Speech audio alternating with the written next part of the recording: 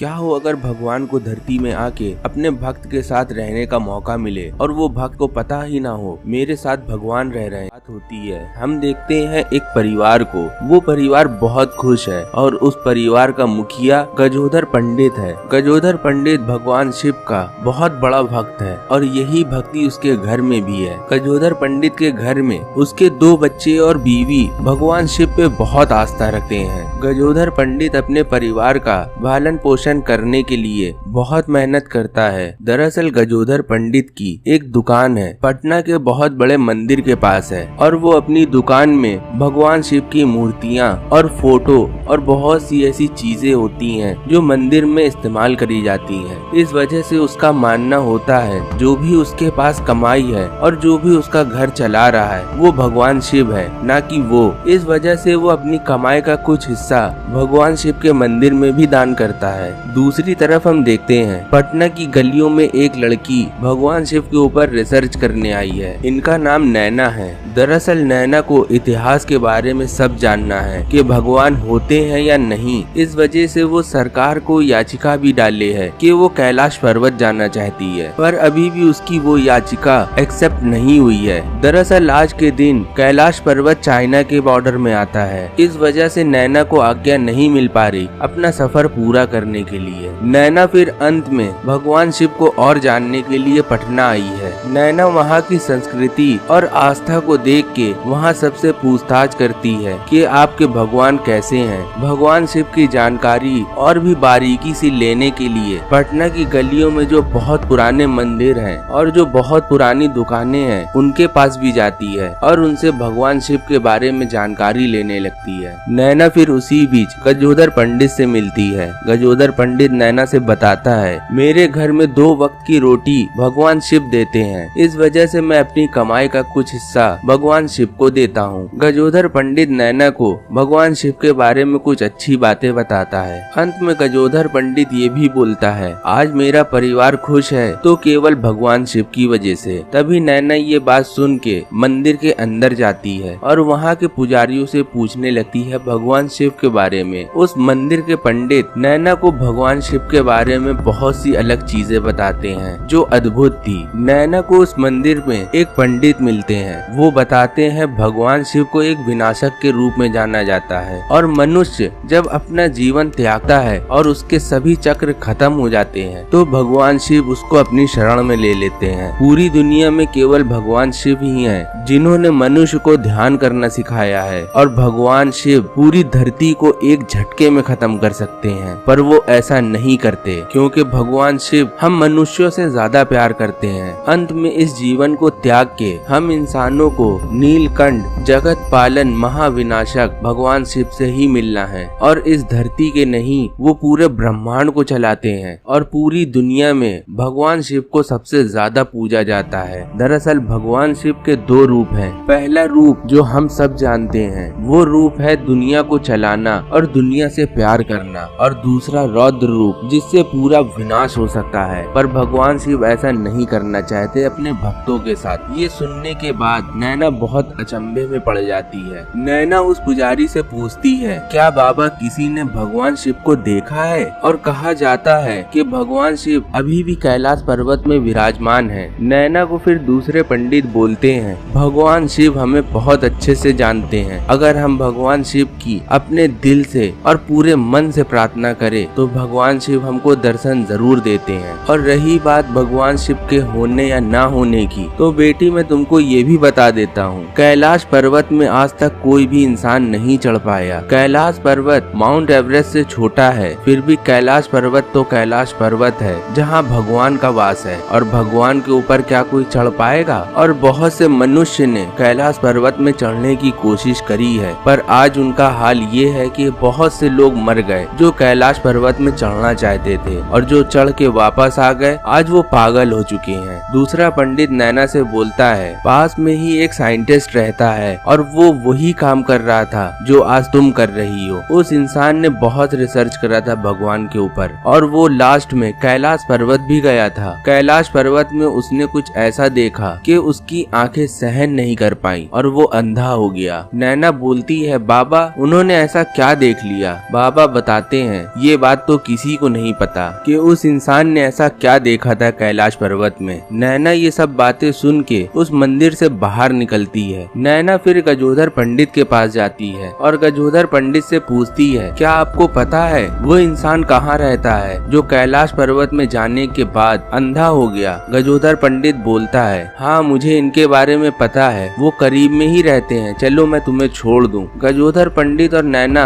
जाते हुए रास्ते में बोलते हैं। नैना पूछती है, ये आदमी को क्या हो गया? गजोधर पंडित बोलते हैं, पता नहीं इसको क्या हो गया, बस अब ये सारा दिन केवल भगवान शिव के भक्ति में लीन रहता है और उन्हीं का नाम लिया करता है। और ये बात करते हुए वो दोनों लोग साइंटिस्ट के घर पहुंच जाते हैं। गजोधर पंडित फिर अपनी दुकान की तरफ निकल जाता है। नैना उस इंसान से मिलती है और पूछती है, आपने आखिर कैलाश पर्वत में ऐसा क्या देख लिया था जिससे आपकी आंखें खराब हो गई? रामन ये बात सुन के नैना को वहाँ से जाने के लिए बोलता है और नैना से ये भी बोलता है, अगर तुम्हें भगवान शिव के बारे में कुछ जानना है तो तुम ध्यान करो, तुम्हें भगवान शिव खुद का खुद मिल जाएंगे और अभी हम इंसान इतने बड़े नहीं हुए कि भगवान शिव को देख सके। नैना ये बात सुन के वहाँ से बाहर निकल जाती है। नैना फिर एक बार गजोधर पंडित से मिलती है और गजोधर पंडित से बोलती है, मुझे इस इंसान के बारे में कुछ बताओ। तभी गजोधर पंडित बोलता है, ये साइंटिस्ट भगवान शिव के बारे में बहुत ज्यादा जानकारी कर रहा था और भगवान शिव को जानते जानते इसका व्यवहार भी चेंज हो रहा था। तभी ये कैलाश पर्वत जाता है और कैलाश पर्वत में ये भगवान शिव को देख लेता है और इसकी वहीं से आंखें खराब हो जाती है। दरअसल भगवान शिव को कोई नहीं देख सकता। जब इस इंसान ने भगवान शिव को देख लिया तो इसकी आंखें वो रोशनी बर्दाश्त नहीं कर पाई, तभी से इसकी आंखें खराब हो गईं। अब इसकी ऐसी हालत है। नैना ये सुन के वहाँ से चली जाती है। दूसरी तरफ गजोधर पंडित अपने घर में बैठा होता है। तभी उसके बच्चे जिद करते हैं मेला घूमने के लिए। गजोधर पंडित अपने बच्चों को और अपनी बीवी को मेला लेके जाता है। वो सभी उस मेले में घूमते हैं। तभी बच्चे गजोधर पंडित को आइसक्रीम लाने के लिए बोलते हैं। गजोधर पंडित आइसक्रीम लेने जाता है। भगवान शिव की बहुत बड़ी मूर्ति किसी भी तरह से जमीन में गिर जाती है और भगवान शिव की मूर्ति के नीचे बहुत से लोग मर जाते हैं। जब गजोधर पंडित वापस आता है तो वो देखता है कि उस मूर्ति के नीचे 20 लोग मर गए हैं और उन लोगों में उसका परिवार भी है। तो यहाँ गजोधर पंडित पूरी तरह से टूट जाता है। गजोधर पंडित अपने परिवार का अंतिम संस्कार करके अपने घर आता है और बैठे हुए पता नहीं क्या सोचता है। फिर वो उठता है, घर की पूरी मूर्तियाँ हटा देता है और जो फोटो लगी है वो हटा देता है, अपने माथे का टीका हटा देता है। गजोधर पंडित गुस्से में अपने दुकान का सभी सामान हटा देता है और अपनी दुकान को बेचने के बाद गजोधर पंडित मंदिर के अंदर जाता है और वो सारा पैसा भगवान के सामने फेंक देता है। गजोधर पंडित भगवान शिव से बहुत ज्यादा नाराज है। गजोधर पंडित रोते हुए अपने घर चला जाता है। गजोधर पंडित एक ठेकेदार से भी मिलता है और उससे बोलता है, जितनी जल्दी हो सके मेरा घर बिकवा दो। गजोधर पंडित ये बोल के अपने घर चला जाता है और कई दिन बीत जाते हैं पर गजोधर पंडित अपने घर से बाहर नहीं निकलता। फिर एक दिन उसके घर का दरवाजा खुलता है। गजोधर पंडित दरवाजे की तरफ देखता है तो दरवाजे में उसको एक परछाई दिखती है। दरअसल गजोधर पंडित बहुत नशे में है। वो अपने परिवार को खोने की वजह से दिन रात शराब पीने लगा है। तभी उसके घर के अंदर वो इंसान आता है। दरअसल वो इंसान अक्षय कुमार है और इन्होंने भगवान शिव का रोल निभाया है। वो स्टूल में आके बैठते हैं। गजोधर पंडित बोलता है, क्या काम है, कहाँ घुसे आ रहे हो? तो भगवान शिव बोलते हैं, मैं तुम्हारा घर खरीदने आया हूँ। गजोधर पंडित बोलता है, पैसा दो और मैं यहाँ से जा रहा हूँ। तो भगवान शिव बोलते हैं, तुम अपना घर क्यों बेच रहे हो? और मैंने सुना है कि तुमने अपनी दुकान भी बेच दिया और वो सारा पैसा तुम मुझे देना चाहते हो। गजोधर पंडित ये बात नहीं समझ पाता। गजोधर पंडित बोलता है, मैं वापस कर दूंगा जिसने मेरा परिवार छीना। भगवान शिव बोलते हैं, ठीक है, तुम्हें जिसको जो पैसा देना हो तुम दे देना, पर तुम अभी कहीं ना जाओ क्योंकि मुझे एक साथी की जरूरत है और मेरा खाने पीने का ध्यान आखिर रखेगा कौन? गजोधर पंडित बोलता है, तुम मेरा पैसा दे दो बस। तभी भगवान शिव बोलते हैं, मैं पैसा तुम्हें 10 दिन बाद दूंगा और 10 दिन तक तुम्हें मेरे साथ रहना होगा। गजोधर पंडित बोलता है, नहीं, ऐसा नहीं करना, मुझे इस घर में नहीं रहना। तभी भगवान शिव बोलते हैं, अब ये घर तुम्हारा कहाँ है? अब ये घर मेरा है, तुम मेरे घर में तो रह सकते हो।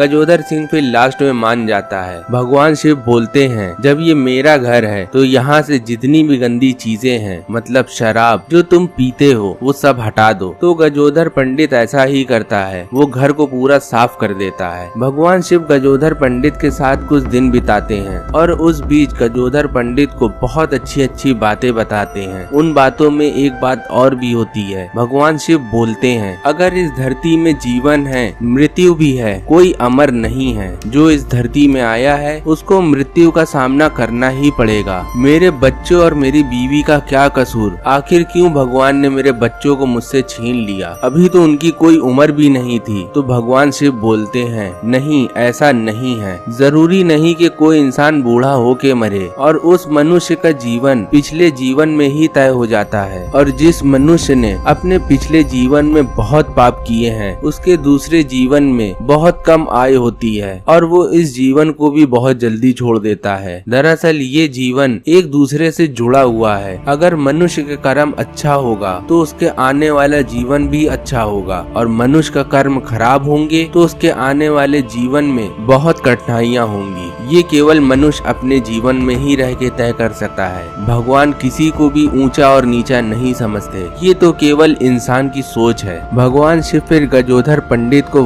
पटना के मंदिर ले जाते हैं। भगवान शिव गजोधर से बोलते हैं, तुम इतने साल से अपने दुकान में काम कर रहे हो पर तुमने आज तक कुछ ऐसा नहीं देखा जो मैं आज तुमको दिखाऊंगा। भगवान शिव फिर एक पंडित को दिखाते हैं और बोलते हैं, अपने पिछले जन्म का पाप अब की जन्म में ये भोग रहा है और इस जन्म में वो और पाप कर रहा है और इस पाप का हिसाब इसको अगले जन्म में देना होगा। भगवान शिव बोलते हैं, ये जरूरी नहीं कि तुम अपने जीवन में कितने पाप करते हो, जरूरी ये है कि तुम अपने जीवन में पुण्य कितने करते हो और तुम अपने जीवन में जितना पुण्य करोगे वो तुम्हारे पाप को ढक देगा और ऐसे ही तुम्हारे पुण्य आगे हो जाएंगे और तुम्हारे पाप पीछे हो जाएंगे। भगवान शिव गजोधर पंडित को एक भिखारी को दिखाते हैं और बोलते हैं, ये भिखारी अपने पिछले जन्म के पाप इस जन्म में भोग रहा है और इस भिखारी ने इस जन्म में जितने भी अच्छे काम किए हैं इसको अगले जन्म में उसका फल जरूर मिलेगा और ईश्वर ने इसी को जीवन चक्र बनाया है। भगवान शिव गजोधर पंडित से बोलते हैं, तुम अपने परिवार का जाने का दुख क्यों कर रहे हो? वो तो अपने अच्छे समय में इस जीवन को त्याग के अगले जीवन की तैयारी कर रहे होंगे और मैं तुम्हें विश्वास दिलाता हूँ कि उनका अगला जीवन इस जीवन से भी अच्छा होगा। गजोधर पंडित जब ये बात सुनता है तो गजोधर पंडित को अच्छे से मालूम चल जाता है उसके सामने कोई साधारण मनुष्य नहीं खड़ा। वो गजोधर पंडित जो अभी शराब पी रहा था और भगवान को उल पटांग बोल रहा था, वो भगवान शिव के आगे हाथ जोड़ता है और रोने लगता है। बोलता है, भगवान मैं तुम्हें